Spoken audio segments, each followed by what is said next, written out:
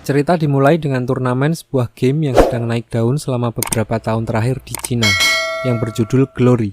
Bukan Vainglory, nggak pakai Vain, MMORPG untuk yang pernah main game Lineage, Black Desert, kayak gitu-gitulah.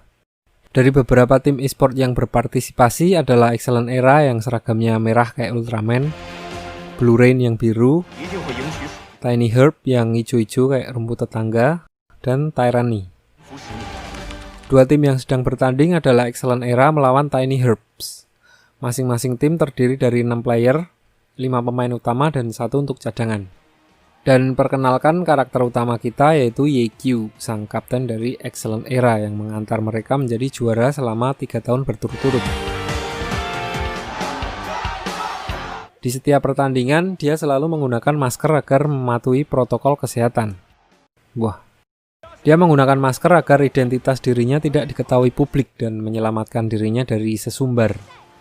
Tidak berselang lama, pertandingan pun dimulai.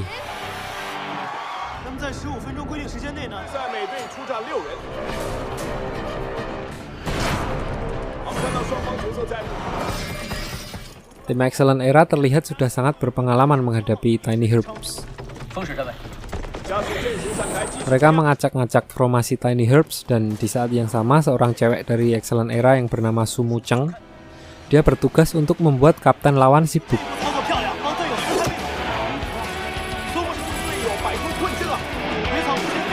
Merasa tertekan, tim Tiny Herbs menggunakan taktiknya. Mereka sengaja melarikan diri dan meninggalkan healer di belakang.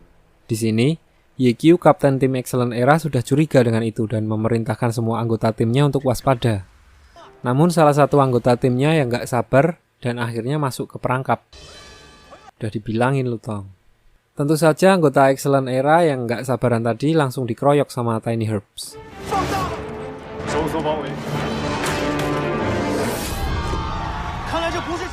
Dan keadaan langsung berbalik.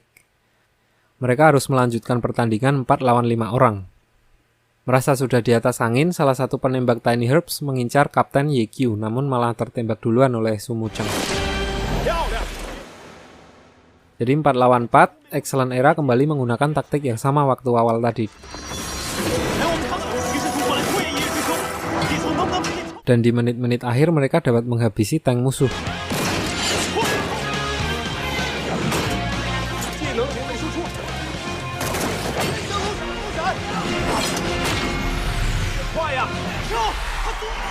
Itu mereka menang dengan skor 4-3.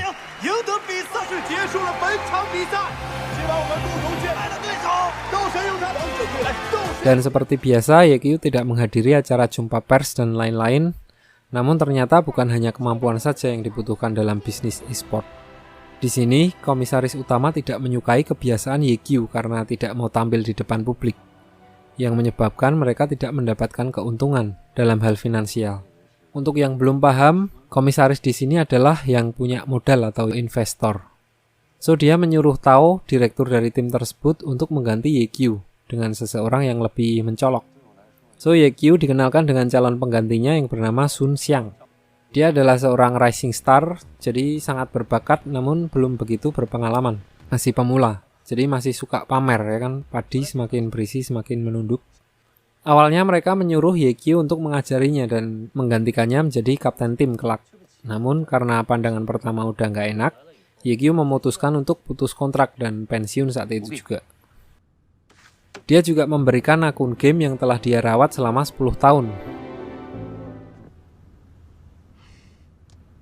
Agak berat juga ngasihnya.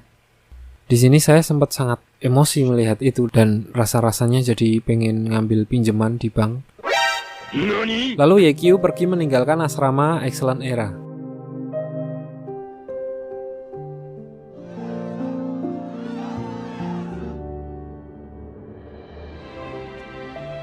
Karena merasa nggak punya tujuan, dia pergi ke sebuah swalayan dan nggak sengaja bertemu dengan Sumu Cheng. Sumu Cheng apa Sumu Cheng sini? Cakep-cakep kok, cang. Di sini mereka sempat berbelanja bersama dan saat akan balik ke asrama, YQ tidak ikut masuk ke dalam. Dia bilang ke Sumu Cheng kalau dia mengundurkan diri dan Sumu Cheng sempat ingin pergi juga bersama dengan YQ. Namun YQ bilang, "Hup, stop." Kayak tukang parkir anjir, hup. Di sini Yekyu bilang ke Sumu Cheng untuk meneruskan perjalanan mereka, namun kali ini mereka harus berjalan sendiri-sendiri. Sedih, Cok. Untuk kalian ketahui, Yekyu dan Sumu Cheng ini adalah sahabat dari kecil, dan ada satu orang lagi, Sumukyo. Sumukyu, kakaknya Sumu Cheng. Mereka memulai bermain Glory 10 tahun yang lalu.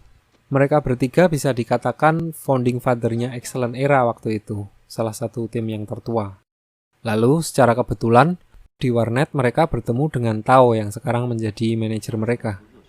Balik ke cerita, karena Yekyu nggak punya tujuan, iseng-iseng dia mampir ke sebuah warnet di dekat asramanya tadi. Dia membuat sebuah akun game baru yang diberi nama Lord Grimm.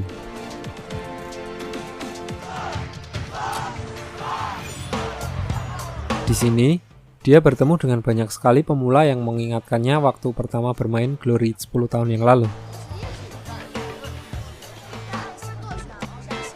Di dalam game, Yekyu mengambil senjata milik Sumukyu, kakaknya Sumu Cheng. Sebuah senjata non-kelas yang mempunyai kemampuan dapat mengeluarkan skill dari kelas apa saja di game. Namun penggunanya harus menjadi non-kelas. Jadi gini, di dalam game, setelah mencapai level 20, para player bisa mengupgrade jobnya ke kelas-kelas seperti Assassin atau Archer atau Warrior gitu-gitu untuk mengambil jurus spesialis mereka. Dan biasanya orang-orang nggak sabar pengen ngambil job idaman mereka.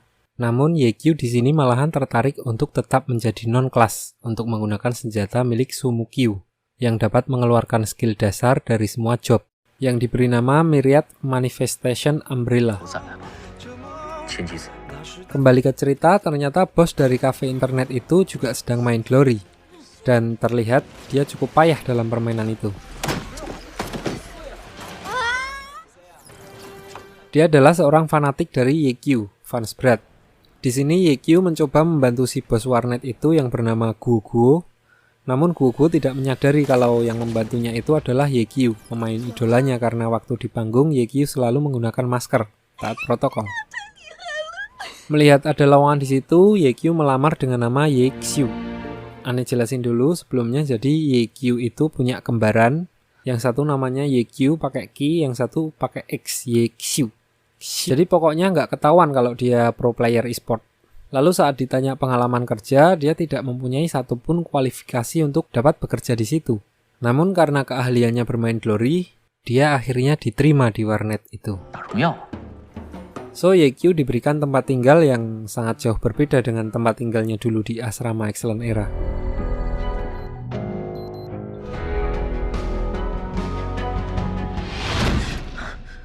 Paginya, Yekyu langsung mulai bekerja. Namun, dalam setiap hal yang dilakukannya, dia malah membuat masalah semakin besar dan berakhir dia harus kerja tanpa mendapatkan gaji di sana.